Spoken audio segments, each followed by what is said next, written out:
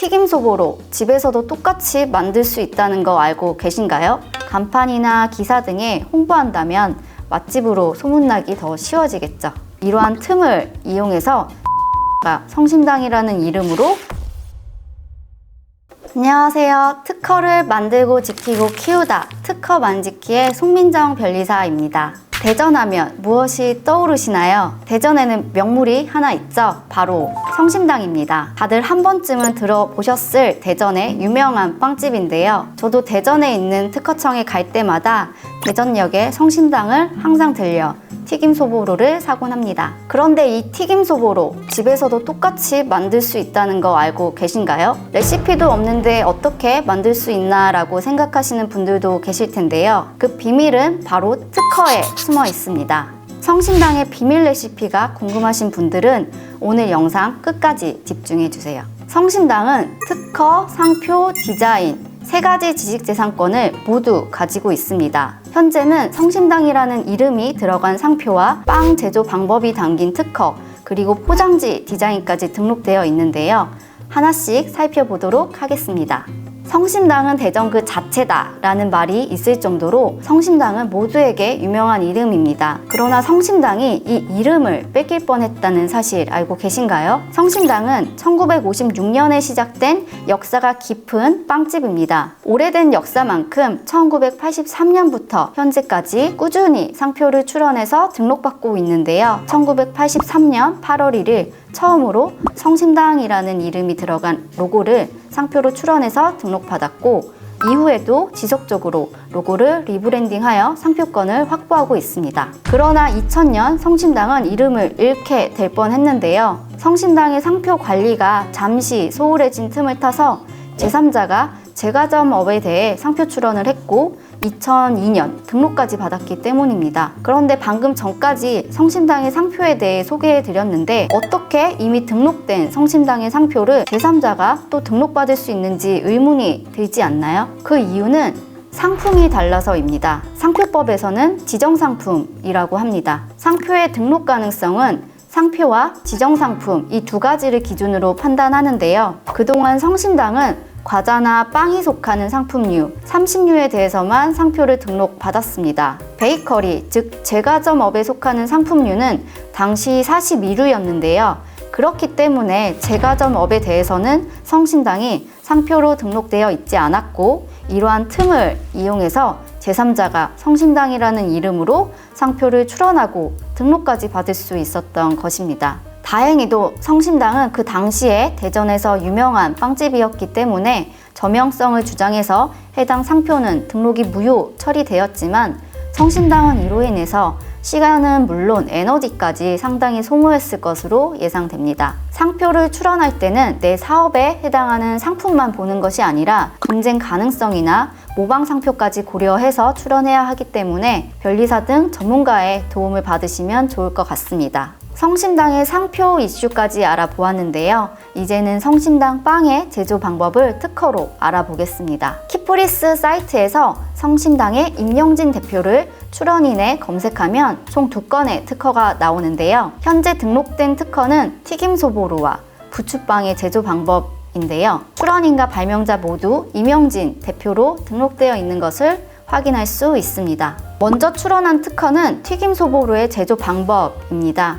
2011년 9월 16일 출원해서 2012년 1월 3일에 등록받아 출원부터 등록까지 약 3달 반 정도밖에 걸리지 않았는데요. 일반적으로 특허는 출원부터 등록까지 약 2년 정도 소요됩니다. 하지만 빠른 등록이 필요한 경우에는 우선심사 제도를 활용할 수 있습니다. 우선심사 제도를 통하면 등록까지 약 6개월에서 8개월 정도 소요되는 장점이 있습니다. 하지만 이를 위해서는 요건에 부합해야 합니다. 우선 심사가 가능한 요건으로는 벤처기업 인증을 받았거나 현재 발명을 사용하고 있거나 아니면 앞으로 사용이 준비 중이거나 등이 있는데요. 성심당은 아마 현재 사용 중임을 이유로 우선심사 신청을 한 것으로 보이고 그 결과 굉장히 빠르게 등록이 가능했던 것으로 보입니다. 하지만 이 등록도 한 번에 성공한 것은 아닙니다. 특허청에서 한 번 거절을 했는데요. 거절 이유를 살펴보면 튀김 소보로 제조 방법이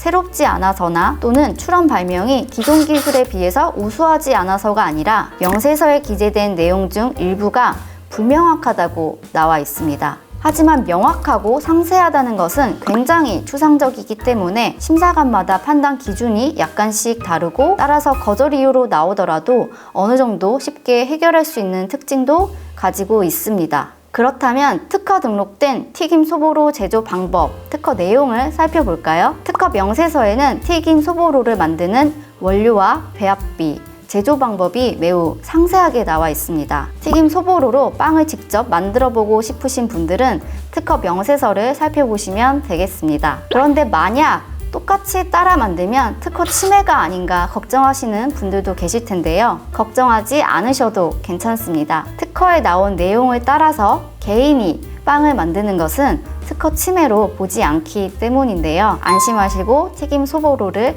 만드셔도 좋을 것 같습니다. 성심당은 튀김 소보로 말고도 부추빵의 제조 방법도 특허 등록 받았는데요. 튀김 소보로와 달리 부추빵은 거절 없이 바로 등록되었습니다. 부추빵의 특허 청구항을 살펴보면 제1항에 30rpm으로 2분, 45rpm으로 2분 동안 교반하는 이라고 나와 있습니다. 따라서 이 특허는 교반 속도와 시간이 30rpm으로 2분, 45rpm으로 2분인 경우에 대해서만 권리를 가지기 때문에 만약 경쟁 베이커리사에서 교반 속도나 시간을 살짝만 다르게 해서 30rpm이 아니라 25rpm 또는 2분이 아니라 1분 50초로 교반을 하면 이 특허는 침해가 아닐 가능성이 높습니다. 음식 특허는 재료나 배합비보다 주로 제조 방법의 특허성을 가지는데요. 제조 방법은 단계적으로 구성이 됩니다. 따라서 일부 단계가 생략되거나 조금만 대체 변경이 되어도